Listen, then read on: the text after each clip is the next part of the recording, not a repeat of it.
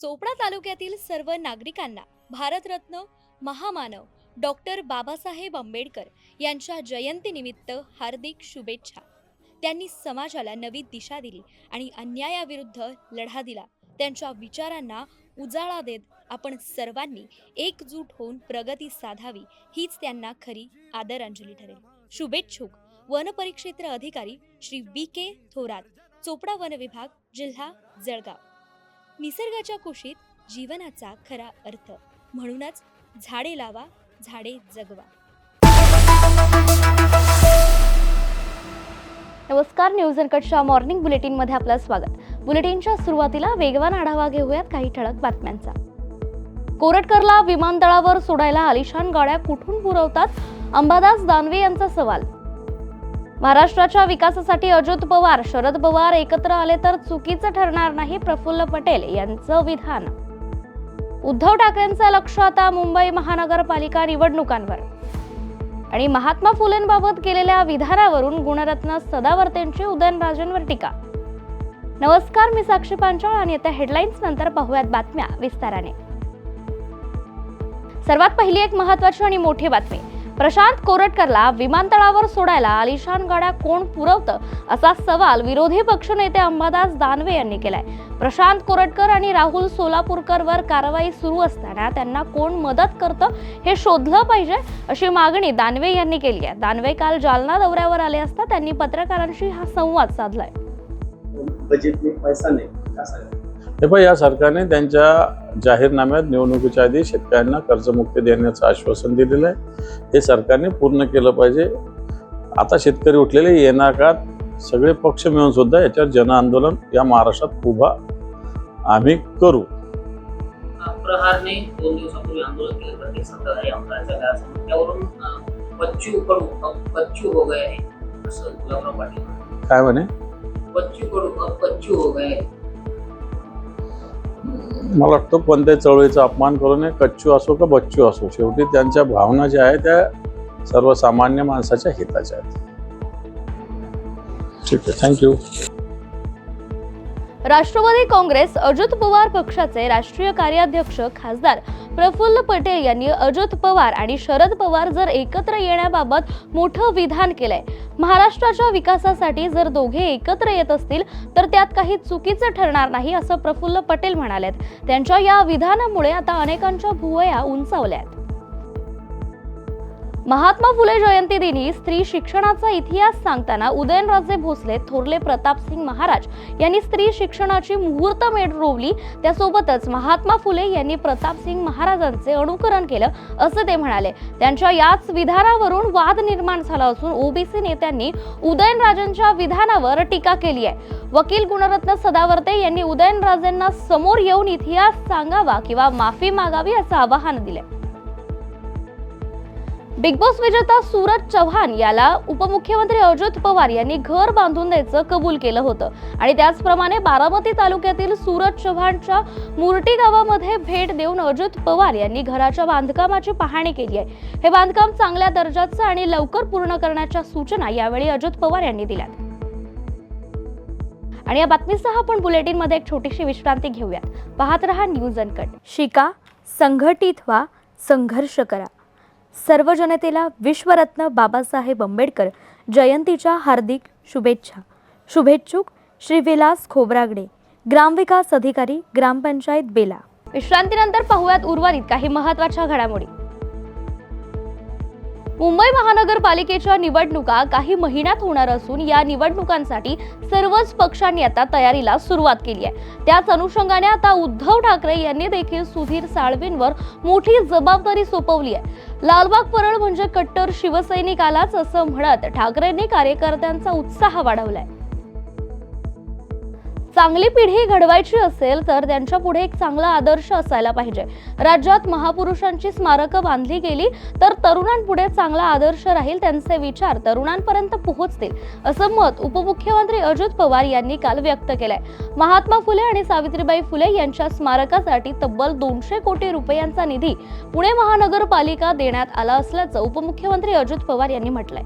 11 तारीख पण क्रांतीसूर्य महात्मा ज्योतिबा फुले यांची जयंती आहे। त्यानिमित्तानं मी पुण्याच्या भिडेवाड्याच्या तिथं दर्शनाच्या करता गेलो होतो, जे सावित्रीबाई फुले आणि आमचे महात्मा ज्योतिराव फुले राहायचे, त्या ठिकाणी जाऊन फुलेंच्या कार्याला, त्यांच्या सत्यशोधक विचारांना मी महाराष्ट्रातल्या 13 कोटी जनतेच्या वतीनं वंदन केलं. त्या ठिकाणी सावित्रीबाईंनी पण भिडेवाड्यामध्ये एक पहिली मुलींची शाळा सुरू केली. तिथं जाऊन देखील आपण सतत तिथलं काम कसं लवकर होईल ते बघतोय. तिथलं एक स्मारक आपण करतोय. महात्मा ज्योतिबा फुले आणि सावित्रीबाई फुलेंचं पण अतिशय उत्तम पद्धतीचं स्मारक आम्ही करतोय. 200 कोटी रुपये तिथल्या जमिनी घेण्याच्या करता राज्य सरकारच्या कडनं मी महानगरपालिकेला पाठवलेले. धुळे जिल्हा रुग्णालयात प्रसूती दरम्यान मातेचा मृत्यू झाल्याचा धक्कादायक प्रकार उघडकीस आलाय. छाया गणेश पांचाळ असं मृत महिलेचं नाव असून डॉक्टरांच्या हलगर्जीपणामुळे हा मृत्यू झाल्याचा आरोप त्यांच्या नातेवाईकांनी केलाय.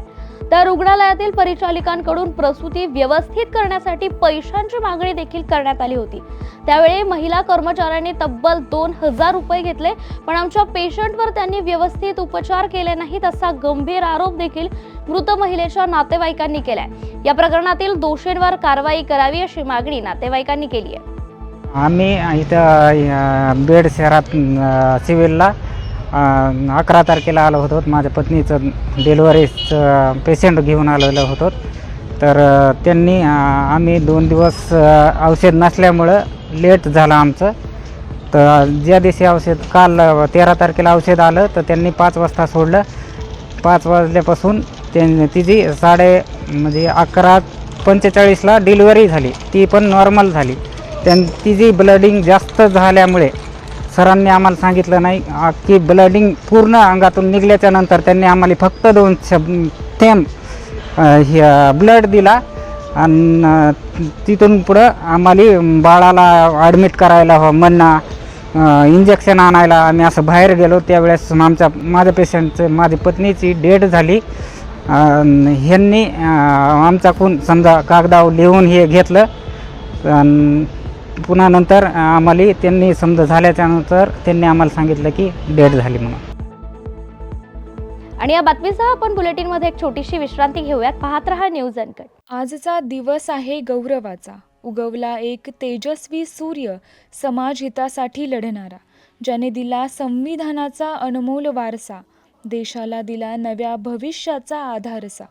जगभरातील करोडो लोकांच्या मनावर ज्यांनी आपल्या विचाराने, कार्याने, कर्तृत्वाने राज्य केले असे युगपुरुष, बोधिसत्व, भारतरत्न, महामानव डॉक्टर बाबासाहेब आंबेडकर यांच्या जयंतीच्या मार्तंड विजय लॉज आणि स्वामी समर्थ सहकारी पतसंस्था जेजुरी यांच्या वतीने सर्वांना हार्दिक शुभेच्छा. शुभेच्छुक रमेश बयास देशमुख, उपाध्यक्ष जेजुरी नगर परिषद. विश्रांतीनंतर पुन्हा एकदा स्वागत. पाहूयात पुढच्या काही महत्त्वाच्या घडामोडी.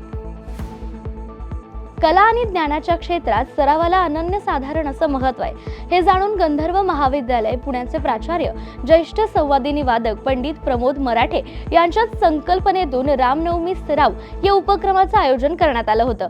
गुढीपाडवा ते हनुमान जयंती या कालावधीत गुरुसह शिष्यांनी 1008 तास संवादिनी सराव वादन संकल्पनेची पूर्तता केली आहे. आई तुळजाभवानी देवीची धाकटी बहीण म्हणून ओळखल्या जाणाऱ्या येरमाळा येथील येडेश्वरी देवीचा चैत्र पौर्णिमा यात्रा उत्सव सुरू झालाय. या यात्रा उत्सवातील चुनखडी वेचण्याच्या मुख्य कार्यक्रमाला काल हजारो भाविकांनी गर्दी केली होती. येडेश्वरी देवीची पालखी मुख्य मंदिरातून आठवडी बाजार मार्गे अमराईत नेण्यात आली असताना हेलिकॉप्टरने पालखीवर पुष्पवृष्टी करण्यात आली आहे. आज आई येडेश्वरीच्या दर्शनासाठी लाखो भाविक आलेत. प्रचंड उत्साहामध्ये आता पालखीचं स्वागत झालं, आपण सर्वांनी बघितलं. हेलिकॉप्टरने पुष्पवृष्टी देखील झाली. सगळ्यांची मनोकामना एवढी प्रबळ होती की आपण बघितलं असेल की बाकी काही वॉकी टॉकी नसताना सुद्धा एकीकडे पालखी आली आणि दुसरीकडनं हेलिकॉप्टर आलं, बँगलोरवरनं हेलिकॉप्टर आलं. आणि स्वाभाविकच आहे की खूप मोठा आज आनंद सगळ्यांना झालेला आहे. आईचा आशीर्वाद सर्व लाखो भाविकांनी आज घेतलेला आहे आणि आईच्या चरणी प्रार्थना हीच आहे की इथे आलेल्या प्रत्येकाचं दर्शन घेत असलेल्या, अगदी टी व्हीवरनं दर्शन घेत असलेल्या प्रत्येकाची मनोकामना पूर्ण व्हावी हीच आई येडेश्वरी चरणी प्रार्थना करतो. आणि प्रचंड उत्साह जो आपल्याला दिसतोय, ऊर्जा जी दिसते याच्या माध्यमातनं आईचा आशीर्वाद घेऊन प्रत्येकजण आपल्या घरी परतल्यानंतर त्यांनी जे काही कार्य हातात घेतलं आहे त्याच्यात तो सफल व्हावा हीच आईच्या चरणी मी प्रार्थना करतो. आणि आपण देखील बऱ्याच वेळापासून सगळे थांबलाय, आपले देखील मनापासून मी आभार व्यक्त करतो. सलग दुसऱ्या दिवशी नाशिकच्या येवला तालुक्यात अवकाळी पावसाचा तडाखा बसला असून तालुक्यातील राजापूर पन्हाळेसाठी परिसरामध्ये गारांचा पाऊस पडलाय. शेतकऱ्यांनी काढून ठेवलेला कांदा आणि शेतातील कांद्यांचंही पावसाने मोठ्या प्रमाणात नुकसान केलंय. अनेक ठिकाणी उन्हाळ कांदा काढणी करणाऱ्या शेतकऱ्यांची अचानक आलेल्या या पावसामुळे चांगलीच तारांबळ उडाली आहे. आणि या बातमीसह आपण मॉर्निंग बुलेटिन मध्ये इथेच थांबूयात. पाहत रहा न्यूज अनकट.